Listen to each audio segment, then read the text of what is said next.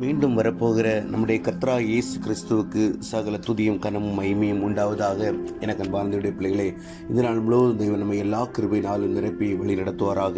இந்த நாளில் தேவன் நமக்கு கொடுக்கிறதான வார்த்தை அப்போஸ்தலனாகிய பவுல் பிலிப்பியருக்கு எழுதின நிருபம் 2வது அதிகாரம் 5வது வசனம். பிலிப்பியர் 2:5. கிறிஸ்து இயேசுவில் இருந்த சிந்தையே உங்களிலும் இருக்க கடவது. கிறிஸ்து இயேசுவில் இருந்த சிந்தையே உங்களிலும் இருக்க கடவது.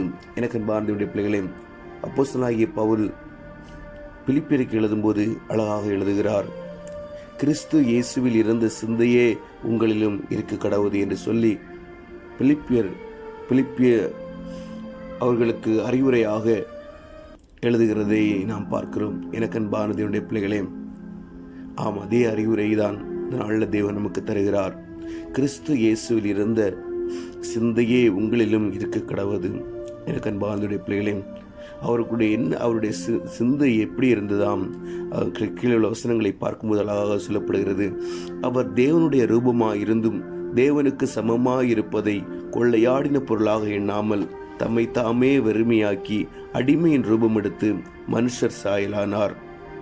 அவர் மனுஷ ரூபமாய் காணப்பட்டு மரண பரியந்தம், அதாவது சிலுவையின் மரண பரியந்தமும் கீழ்ப்படிந்தவராகி தம்மை தாமே தாழ்த்தினார். ஆதலால் தேவன் எல்லாவற்றுக்கும் மேலாக அவரை உயர்த்தி இயேசுவின் நாமத்தில் வானோர் புதரத்தோர் பூமியின் கீழானோருடைய முழங்கால் யாவும் முழங்கும்படிக்கு பிதாவாகிய தேவனுக்கு மகிமையாக இயேசு கிறிஸ்து கர்த்தரென்று நாவுகள் யாவும் அறிக்கை பண்ணும்படிக்கும் எல்லா நாமத்திற்கும் மேலான நாமத்தை அவருக்கு தந்தருளினார். எனக்கு அன்பார்ந்தவருடைய பிள்ளைகளே, ஆம், தேவனுக்கு சமமாயிருப்பதை கொள்ளையாடின பொருளாக எண்ணாமல் அடிமையின் ரூபம் எடுத்து மனுஷர் சாயலானார் என்று சொல்லி வேதம் அழகாக சொல்லுகிறது. இதுதான் இயேசு கிறிஸ்துவின் சிந்தை. எனக்கு அன்பார்ந்தவருடைய பிள்ளைகளை, தாழ்மையின் உருவமாய் இந்த உலகத்திற்கு வந்து நமக்காக ஜீவனை கொடுத்தவர். அந்த சிந்தை நம்மளிலும் காணப்பட வேண்டும் என்று சொல்லி தேவன் விரும்புகிறார். எனக்கு அன்பார்ந்தவருடைய பிள்ளைகளை, எப்போது இயேசு கிறிஸ்துவை சொந்த இரட்சகராக நாம் ஏற்றுக்கொண்டு அவருக்காக வாழ்வோம் என்று சொல்லி நாம் அறிக்கை பண்ணி ஞானஸ்நானத்தினால் நாம் பாவத்திற்கு மரித்து ஞானஸ்நானத்தினால் அடக்கம் பண்ணப்பட்டு நீதிக்கு பிழைத்திருந்தோமோ, எனக்கு அன்பார்ந்தவருடைய பிள்ளைகளே, நம்முடைய சிந்தை இயேசுவை போல அவருடைய சிந்தையை நம்மிடத்திலும் ஆளுகை செய்ய வேண்டும். எனக்கு அன்பார்ந்தவருடைய பிள்ளைகளே, மேலுள்ள வசனங்களை பார்க்கும்போது அவர் அழகாக சொல்லுகிறார். நீங்கள் ஏக சிந்தையும் ஏக அன்பும் உள்ளவர்களாயிருந்து இசைந்த ஆத்துமாக்களாய் ஒன்றையே சிந்தித்து என் சந்தோஷத்தை நிறைவாக்குங்கள். ஒன்றையும் வாதினாலாவது வீண் பெருமையினாலாவது செய்யாமல் மனத்தாழ்மையினாலே ஒருவரையொருவர் தங்களிலும் மேன்மையுள்ளவர்களாக எண்ண கடவீர்கள். எனக்கு அன்பார்ந்தவருடைய பிள்ளைகளே, இதுதான் இயேசு கிறிஸ்துவின் சிந்தை. தங்களிலும் மேன்மை உள்ளவர்களாக, ஒருவரை ஒருவர் தங்களிலும் மேன்மை உள்ளவர்களாக எண்ண கடவீர்கள். அவன் தனக்கானவைகளை அல்ல பிறருக்கானவைகளையே நோக்குவானாக. தான் இயேசு கிறிஸ்துவின் சிந்தை குறித்து அழகாக சொல்லப்படுகிறது. எனக்கு அன்பார்ந்தவருடைய பிள்ளைகளே, ஒவ்வொருவனும் தங்களிலும் மேன்மையுள்ளவர்களாக மற்றவர்களை எண்ண வேண்டும். அது மாத்திரமல்ல, அவனவன் தனக்கானவைகளை அல்ல பிறருக்கானவைகளையும் நோக்குவானாக. எனக்கு அன்பார்ந்தவருடைய பிள்ளைகளே, தேவனுடைய சமூகத்தில் ஜீவிக்கிறதான நாம் நிச்சயமாக தேவனுடைய சிந்தை, இயேசு கிறிஸ்துவின் சிந்தை நம்மளத்தில் வந்து இயேசு கிறிஸ்துவின் சிந்தை நம்மை ஆளுகை செய்ய வேண்டும். எனக்கு அன்பார்ந்தவருடைய பிள்ளைகளே, ஆம், ஒவ்வொருவரும் மற்றவர்களை அற்பமாய் எண்ணாதபடிக்கு தங்களிலும் மேன்மையுள்ளவர்களாக எண்ணும்படியாய் தேவன் விரும்புகிறார். அதுதான் அவர் சிஷ்யர்களின் கால்களை கழுவி, என்னை போல எவன் முதன்மையாக இருக்க விரும்பினால் அவன் எல்லாருக்கும் பணிவிடை செய்ய கடவன் என்று சொல்லி தேவன் சொல்லுகிறதை நான் பார்க்கிறோம். எனக்கு அன்பார்ந்தவருடைய பிள்ளைகளே, நம்முடைய வாழ்க்கையிலும் ஏதாவது குறைகள் குற்றங்கள் இருக்குமானால் தேவனுடைய சமூகத்தில் தேவனோடு கூட நெருங்கி வாழ வேண்டிய நாம் தேவனுடைய சிந்தையை, இயேசு கிறிஸ்துவின் சிந்தையே நம்மிடத்தில் காணப்பட வேண்டும். மற்றவர்கள் பிறருக்காக நோக்குகின்ற அனுபவங்கள், மற்றவர்களுக்காக அவர்களையும் நம்மளை விட உயர்ந்தவர்களாக நினைக்கின்ற அனுபவம், பிறருக்கானவைகளையும் நோக்குவானாக. மற்றவர்களுக்காக பக்கத்தில் இருக்கின்ற வேதனை கஷ்டத்தோடு இருக்கின்றவர்களையும் நோக்குகின்ற அனுபவங்கள், நற்கிரியைகளை நாம் தினமும் செய்து வரும்போது எனக்கு அன்பார்ந்தவருடைய பிள்ளைகளே, நிச்சயமாக நாம் அதை அப்படிப்பட்ட காரியங்களுக்குள்ளாகவே வளர்ந்து பெருக தேவன் விரும்புகிறார்.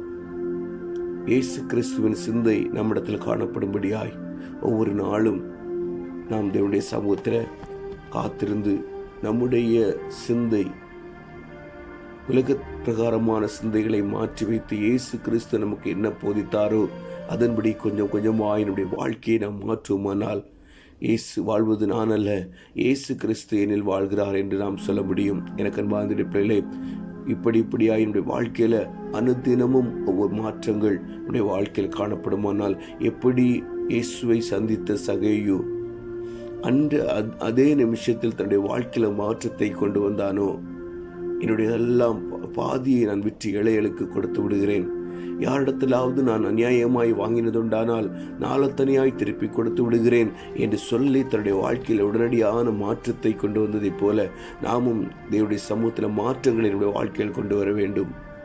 எதிலாவது நாம் குறைவுள்ளவர்களாக இருந்தோமானால் அது எல்லா காரியங்களிலும் நிறைவுள்ளவர்களாய் மாறும்படி தேவன் நம்மிடத்தில் வந்து வாசம் பண்ண பரிசுத்த ஆவியானவர் நம்மை வழிநடத்த எனக்கு அன்பார்ந்த பிள்ளைகளை நம்முடைய வாழ்க்கையிலும் அநேக மாற்றங்கள் வருவதே தேவன் விரும்புகிறார். இயேசுவை போல மாற வேண்டும், இயேசுவை வெளிப்படுத்த வேண்டும். அதான் வேதமழகாக சொல்கிறது, பிழைத்திருக்கிறவர்கள் இனி தங்களுக்கென்று பிழைத்திராமல் தங்களுக்காக மரித்து உயர்த்தவருக்கென்று பிழைத்திருக்கும்படி அவர் எல்லாருக்காகவும் மரித்தார். இந்த வசனத்தை எப்போதும் நினைவில் வைத்துக்கொண்டு முதலாவது தேவனுடைய ராஜ்யத்தையும் அவருடைய நீதியும் தேடுங்கள், அப்பொழுது எல்லாம் உங்களுக்கு கூட கொடுக்கப்படும் என்று சொன்ன கர்த்தர் எல்லாவற்றையும் உலகத்தின் பின்னாக ஓடிவிடாதபடிக்கு முதலாவது தேவனுடைய ராஜ்யத்தையும் அவருடைய நீதியும் தேடும்படியாய் தேவனுடைய சமூகத்தில் காத்திருப்போம், தேவனுக்காகவே வாழ்வோம், முடிந்த அளவு தேவனை பிரதிபலிக்கிறவர்களாக, தேவனை வெளிப்படுத்துகிறவர்களாக வாழும்போது நிச்சயமாக அவருடைய சிந்தை நம்மிடத்தில் காணப்படும். இயேசுவோடு இருப்போம், இயேசுவை போல் இருப்போம். ஜீப்போமா. அன்பின் பரலோக தகப்பனை, இந்த அருமையான வேலைக்காய் ஸ்தோத்திரம்ப்பா. இம்மட்டு நிறைகளை கண்மணி போல பாதுகாத்தவளை நடத்தின உமக்கு ஸ்தோத்திரம்ப்பா. அன்றரை கொடுத்த வார்த்தைக்காய் உமக்கு ஸ்தோத்திரம். உம்முடைய சிந்தையை எங்களிலும் காணப்படும்படியாய் இந்த கிருபையை என் தேவன் எங்களுக்கு தாங்கப்பா. நேற்று தினத்தில் விசுவாசத்தோடு உம்முடைய சமூகத்தில் நெருங்க வேண்டும் என்று சொன்னீர் ஆண்டவரே. அப்பா, இடத்தேவையெல்லாம் சந்திங்கப்பா. ஒரு காரியத்திலும் ஆண்டவரே நாங்கள் வேதனைப்படாதபடி என் தேவன் எங்களை முழுவதுமாய் பொறுப்படுங்க. வாயின் வார்த்தைகளை பொறுப்படுங்க. விரோதமாய் ஒருவரும் ஒரு காரியமும் பேசாதபடி பொறுப்படுத்திக் கொள்ளுங்க ஆண்டவரே. ஒவ்வொரு பிள்ளைகளையும் உடைய சமூகத்தில் தருகிறோம்ப்பா. வேதனைகளை மாற்றுங்க, கஷ்டங்களை மாற்றுங்க, கடன் பிரச்சனைகளை மாற்றுங்க, பாரங்களை மாற்றுங்க, நோய்களை குணமாக்குங்கப்பா, மரண படுக்கைகளை மாற்றுங்கப்பா, அற்புதங்களை செய்யுங்கப்பா ஆண்டவரே. வாழ்க்கையில் பெரிய காரியங்களை செய்யுங்க ஆண்டவரே. யோதி பெற்றோருக்காக ஜெபிக்கிறோம்ப்பா ஆண்டவர். வேதனைகளை மாற்றி போடுங்கப்பா ஆண்டவரே. தேவனுடைய பிரசன்ன பிள்ளைகளை மூடட்டும், தன்னுடைய கடமைகளை செய்ய பலத்தை கொடுங்கப்பா ஆண்டவரே. ஸ்தோத்திரம்ப்பா. இந்த தேசத்துக்காக ஜெபிக்கிறோம். தேசங்களில் காணப்படுகிற எல்லா போருக்குரிய எல்லா காரியங்களையும் தேவன் மாற்றி சமாதானத்தை கட்டளையிடுங்கப்பா ஆண்டவரே. ஒரு சிலருடைய ஆதாயத்துக்காக ஆண்டவரே தேசத்து ஜனங்களை வேதனைப்படுத்தாதபடிக்கு என் தேவ ஆவியானவர் சமாதானத்தை கட்டளை வேண்டுமா நாங்கள் ஜெபிக்கிறோம்ப்பா. எல்லாவற்றையும் உடைய சமூகத்தில் தாழ்த்தி ஒப்பு கொடுக்கிறோம்ப்பா. முழுவதுமா எங்களை பொறுப்படுத்திக் கொள்ளும் இன்ப இயேசுவின் மூலம் ஜெபங்கள் நல்ல பிதாவே. ஆமேன், ஆமேன்.